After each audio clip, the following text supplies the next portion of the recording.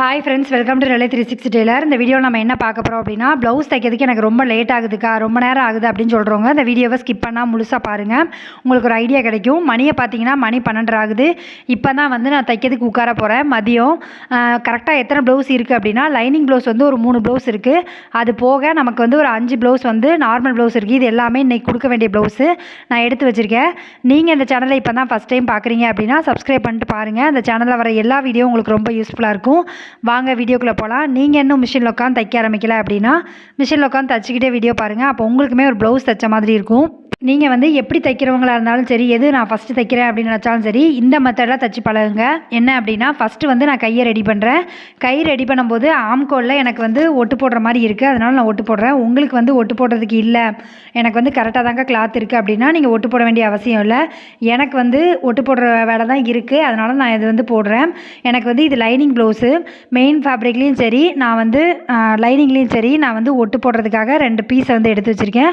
அதை தான் வந்து நான் ஒட்டு போட எடுத்துக்கிறேன். நீங்கள் வந்து உங்கள் கை வந்து கரெக்டாக தான் இருக்குது அப்படின்னா நேராக வந்து லைனிங்கையும் நம்மளோட மெயின் ஃபேப்ரிக்கும் 2யுமே சேர்த்து வச்சு அடிங்க. நான் வந்து எனக்கு ஒட்டு போடுறது இருக்கிறதுனால நான் இதை வந்து அடிச்சுட்டு அதுக்கப்புறமா லைனிங்கையும் மெயின் பீஸையும் நான் வந்து சேர்த்து அடிப்பேன். ஃபஸ்ட்டு எப்போவுமே வந்து கையை ரெடி பண்ணி வச்சிட்டிங்க அப்படின்னா மற்றதெல்லாம் முடிச்சுட்டு கையை ஜாயின் பண்ணதுக்கு கொஞ்சம் ஈஸியாக இருக்கும், டைமும் கொஞ்சம் சேவ் ஆகும். அதுக்காக தான் நான் ஃபஸ்ட்டு கையை ரெடி பண்ணுறேன். அதுக்கு வந்து இப்போ வந்து நம்ம லைனிங்கும் நம்ம மெயின் ஃபேப்ரிக்கும் வந்து ஒரு தையல் போட்டு எடுத்துக்கிட்டோம். இந்த ப்ளவுஸில் வந்து எனக்கு எம்மிங் பண்ணுற அளவுக்கு இடம் இல்லை, அதனால நான் வந்து எம்மிங் பண்ணலை, அடித்து தான் திருப்ப போகிறேன். அதே மாதிரி அடித்து தான் நான் வந்து வைக்க போகிறேன். உங்களுக்கு வந்து எம்மிங் பண்ணுறதுக்கு இடம் இருக்குது அப்படின்னா அந்த 1.5 இன்ச் விட்டுருப்பீங்களா, அந்த இடத்த வந்து எம்மிங் பண்ணுறதுக்காக சென்டரில் வச்சு ஒரு தையல் போட்டு எடுத்துக்கோங்க. அதே மாதிரி தான் இன்னொரு சைடு செய்யணும். எனக்கு வந்து இன்றைக்கி 8 ப்ளவுஸ் இருக்குது. உங்களுக்கு வந்து எத்தனை ப்ளவுஸ் வந்து கட் பண்ணி வச்சுருக்கீங்க தைக்கிறதுக்காக அப்படிங்கிறதையுமே கண்டிப்பாக கீழே கமெண்ட் பண்ணுங்கள். பார்க்குறவங்களுக்கும் மோட்டிவேட்டடாக இருக்கும்.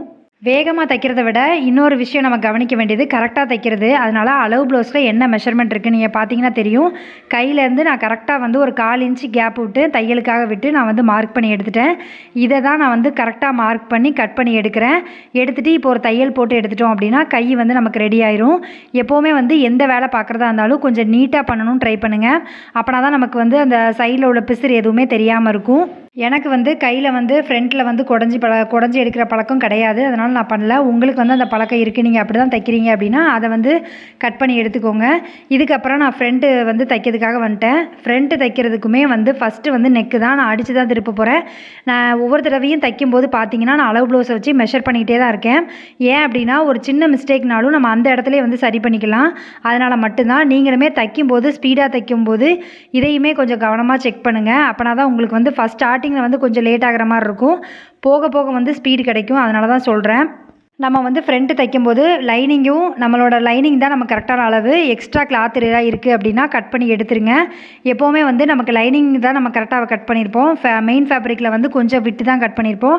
அதனால் அந்த இடத்த உள்ள மீதி கிளாத் எல்லாத்தையுமே கட் பண்ணி ப்ராப்பராக எடுத்துருங்க. ஒன்று நம்ம முடித்து எடுக்கிறோம் அப்படின்னா அந்த பீஸோட எல்லா வேலையும் முடிஞ்சிருக்கணும். இப்போ வந்து கைக்கு நம்ம வந்து கட் பண்ணி எடுத்துட்டோம், கரெக்டான அளவில் மெஷர்மெண்ட்டில் கட் பண்ணி வச்சுருக்கோம். அதே மாதிரி தான் ஃப்ரண்ட்டு வந்து தைக்கும்போது நம்ம வந்து சுற்றி தச்சு எடுத்துகிட்டு அது போக நமக்கு வந்து சைடில் உள்ள கிளாத் எல்லாத்தையுமே கட் பண்ணி எடுத்துட்டோம் அப்படின்னா ஃப்ரண்ட் வந்து டாட் பிடிக்கிறதுக்கு ரெடி ஆயிரும்.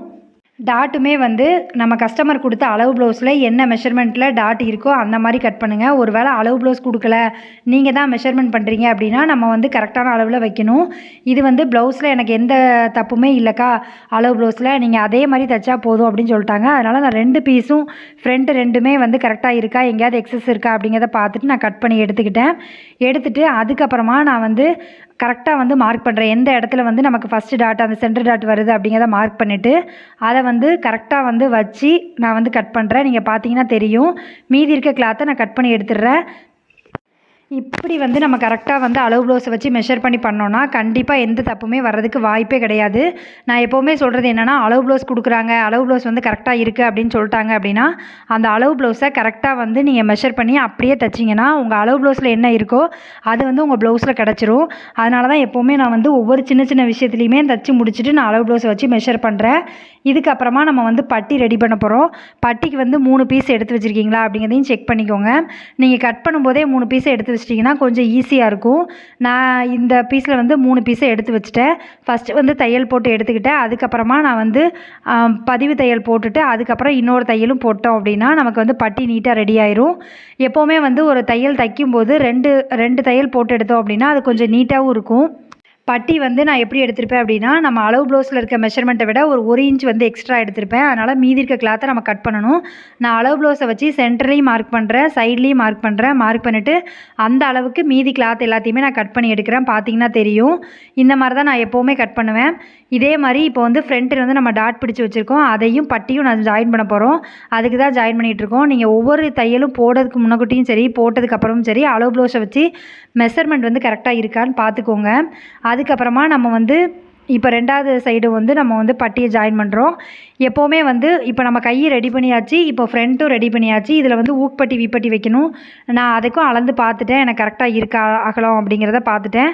அதுக்கப்புறமா நான் ஊக்பட்டி வந்து ஃபஸ்ட்டு வைக்கிறேன். அடுத்து வந்து நான் வீப்பட்டி வைப்பேன்.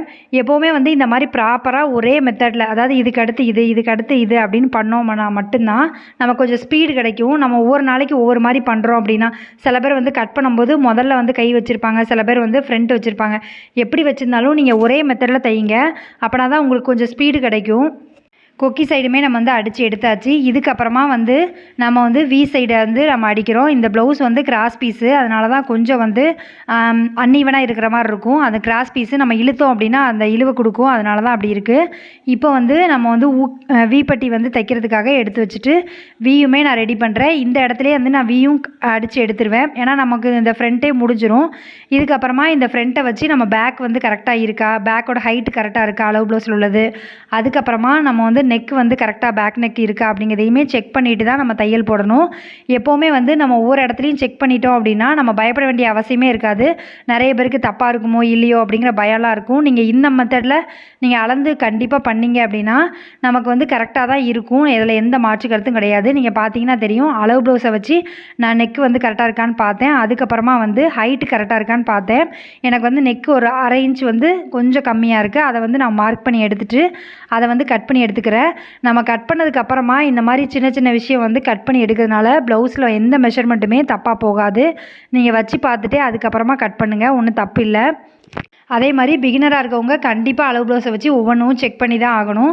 செக் பண்ணிட்டோம் அப்படின்னா நம்ம ஃப்ரீயாக இருக்கலாம். நம்ம ப்ளவுஸை கொடுக்கும்போது நம்ம செக் பண்ண வேண்டிய அவசியமே இருக்காது. ஏன்னா நம்ம எல்லாமே தைக்கும் போதே செக் பண்ணிட்டோம். அதனால் நாங்கள் ப்ளவுஸை கொடுக்கும்போது கரெக்டாக இருக்குது அப்படின்னு சொல்லி கொடுத்தா போதும். அளவு ப்ளவுஸில் என்ன மெஷர்மெண்ட் இருக்கோ அதே இருக்குக்கா அப்படிங்கிற மாதிரி சொல்லிடலாம். இப்போ வந்து நான் கழுத்துக்கு வந்து தையல் போட்டு எடுத்துட்டேன். இதுக்கப்புறமா கீழேயும் தையல் போட்டு எடுத்துகிட்டு நான் ஷோல்டர் வந்து பிசுறு தெரியாமல் அடிக்கிறதுக்காக நான் இதுக்குள்ளே வந்து வச்சு தைக்கிறேன். உங்களுக்கு வந்து இந்த மாதிரி தைக்க தெரில அப்படின்னா கூட பரவாயில்ல. நீங்கள் வந்து எப்பவும் போல் ஃப்ரண்ட் டு பேக்கும் வந்து ஷோல்டரில் ஜாயின் பண்ணுங்கள்.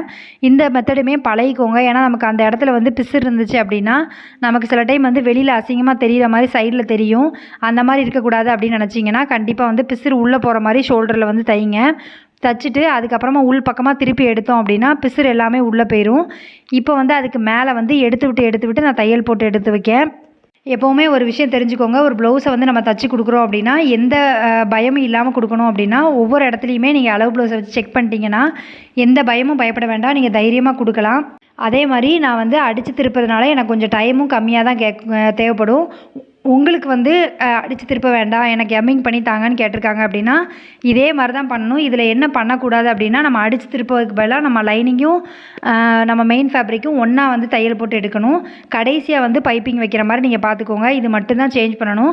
அது வந்து கொஞ்சம் லேட் ஆகும், அவ்வளோதான். இதுலேருந்து ஒரு 5 நிமிஷம் முன்ன ஆகும். அதுக்கப்புறமா நான் வந்து 2 தையல் போட்டு எடுக்கிறேன். இந்த நம்ம வந்து கழுத்து பகுதியில் 2 தையல் போட்டால் தான் கொஞ்சம் நீட்டாக இருக்கும். ஒரு தையல் போட்டால் கொஞ்சம் நல்லா இருக்காது. அதனால் 2 தையல் போட்டு எடுக்கிறேன். எந்த தையல் ஸ்டார்ட் பண்ணும்போதும் சரி முடியும் போதும் சரி நீங்கள் வந்து லாக் ஸ்டிச் போட்டுக்கோங்க. அப்போ தான் அந்த இடம் பிரியாமல் இருக்கும். அதுக்கப்புறமா நான் மடக்கி அடிக்கிறதுக்காக ஒரு 1 இன்ச் விட்டுருக்கேன்ல, அந்த இடத்த வந்து மடக்கி அடிச்சிட்ருக்கேன். இப்போ வந்து நமக்கு பேக் ரெடி ஆகிட்டு ஃப்ரண்ட் ரெடி ஆகிட்டு நம்ம கையை ஜாயின் பண்ணி நம்ம வந்து சைடில் வந்து தையல் போட்டு எடுத்துட்டோம் அப்படின்னா நமக்கு வந்து வேலையே முடிஞ்சுது. இந்த மாதிரி மெத்தடில் நீங்கள் தைச்சிங்கன்னா உங்களுக்கு கொஞ்சம் சீக்கிரமாகவும் வேலை முடியும். நீங்கள் வந்து எந்த மாதிரி தைக்கிறீங்க அப்படிங்கிறதையுமே கீழே கமெண்ட் பண்ணுங்கள். பார்க்கும்போது நானும் தெரிஞ்சுக்கிறேன். தைக்கும்போதே ஒரு பிளானோட தைங்க. இதுக்கு அடுத்து நான் இது தைக்கணும், இதுக்கப்புறம் இது தைக்கணும், இதை வந்து நான் மெஷர் பண்ணி பார்க்கணும், எல்லாமே பர்ஃபெக்டாக பண்ணிங்கன்னா எந்த தப்புமே வராது. கொஞ்சம் ஸ்பீடாகவும் தைக்க முடியும். அதே மாதிரி எனக்கு ஆம்கோல் சைடு வந்து அன்ஈவனாக இருந்துச்சுன்னு சொல்லி ஒரு 1/4 இன்ச்சில் கட் பண்ணி எடுத்திருக்கேன். இந்த கட் பண்ணுறதுனால எந்த பிரச்சனையும் ப்ளவுஸில் வராது. நீங்கள் பயப்படாதீங்க. நிறைய பேருக்கு வந்து ஃப்ரண்ட்டில் வந்து நாங்கள் வந்து பீஸ்லேயுமே ஃப்ரண்ட்டில் வந்து நான் குடஞ்சி எடுப்பேங்க அப்படின்னு சொல்கிறவங்க அந்த மாதிரியே எடுத்துக்கோங்க, ஒன்றும் தப்பு இல்லை. இப்படி நான் வந்து தைக்கிறது வேறு மெத்தடு, அதனால் நீங்கள் தைக்கிற மாதிரியே நீங்கள் தைச்சிக்கோங்க. இப்போ வந்து நான் கை ஜாயின் பண்ணுறதுக்கு சென்டர்லேருந்து ஜாயின் பண்ணுறேன். பார்த்தீங்கன்னா தெரியும். இதுலேயுமே வந்து 2 தையல் போட்டுடுங்க. அப்போனா தான் நமக்கு வந்து சீக்கிரத்தில் பிரிஞ்சு போகாது. அதனால் நீங்கள் 2 தையல் போட்டிங்கன்னா கொஞ்சம் ஈஸியாகவும் இருக்கும். அதே மாதிரி நம்ம இப்போ வந்து சைடு ஜாயின் பண்ணுறோம் அப்படின்னா சைடில் வந்து 3 தையல் போடுவோம். லாஸ்ட்டாக ஒரு தையல் வந்து போட்டு கொடுத்துருங்க. அதாவது அந்த எண்டிங்கில் ஒரு தையலும் போட்டு கொடுத்துட்டிங்கன்னா அந்த பிசுறு வந்து வெளிப்பக்கம் வராது. உங்ககிட்ட வந்து ஓவர்லாக் இருக்குது அப்படின்னா ஓவர்லாக் போட்டு கொடுங்க. இல்லை ஓவர்லாக் இல்லைக்கா அப்படின்னு சொல்கிறவங்க அந்த துணியை அடிச்சும் உள்ளே வந்து தையல் போட்டு கொடுக்கலாம். இல்லை கடைசி வந்து தையல் வந்து அந்த எண்டில் கூட போட்டு கொடுக்கலாம். ரெண்டுமே ஒரே மாதிரி தான் இருக்கும். பார்த்தீங்கன்னா தெரியும், நான் ஆம்கோல் கிட்ட கரெக்டாக இருக்கா அப்படிங்கிறத செக் பண்ணி எடுத்துக்கிட்டேன். இதே மாதிரி தான் நீங்கள் ஒவ்வொரு தையலும் போடும்போது செக் பண்ணிட்டீங்க அப்படின்னாலே உங்களுக்கு பாதி ப்ளவுஸில் வந்து பிரச்சனையே வராது. நான் வந்து இதுக்கு அடுத்து என்ன பண்ணுவேன் அப்படின்னா லாஸ்ட்டாக வந்து நமக்கு வந்து பின்னாடி வந்து டாட் பிடிக்கணும்ல, அந்த இது மட்டும்தான் நம்ம பண்ணுவோம். அதோட நமக்கு வந்து ப்ளவுஸ் முடிஞ்சுது.